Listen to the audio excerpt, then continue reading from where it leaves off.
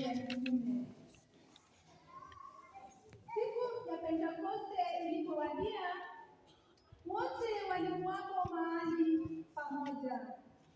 Mara uvumi ulitoka mbinguni kama upepo mkali, ukaijaza nyumba yote walimokaa,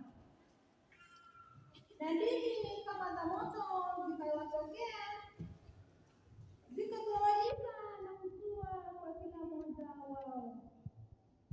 Wote wakajazwa Roho Mtakatifu na wakaanza kusema lugha nyingine kama Roho Mtakatifu alivyowajalia kunena.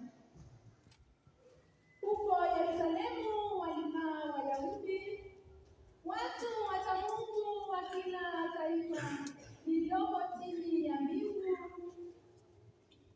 Basi uvumi huu ulipotukia, wengi walikutana wakashikwa na mshangao, kwa sababu kila mmoja wao aliwasikia wanasema lugha yake mwenyewe.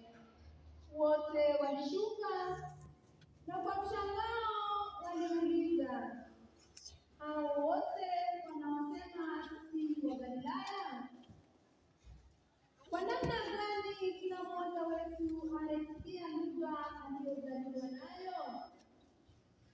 Sisi Waparthi, Wamedia, Waelami, nasi tukaao Mesopotamia, Judea, Kapadokia, Ponto na Asia, Filigia na Pamfilia, Misri na wilaya za Libya kuelekea Kirene, pia wageni waliotoka Roma, Wayahudi na waongofu, Wakrete na Waarabu, sote tunawasikia wakisema kwa lugha zetu matendo makuu ya Mungu.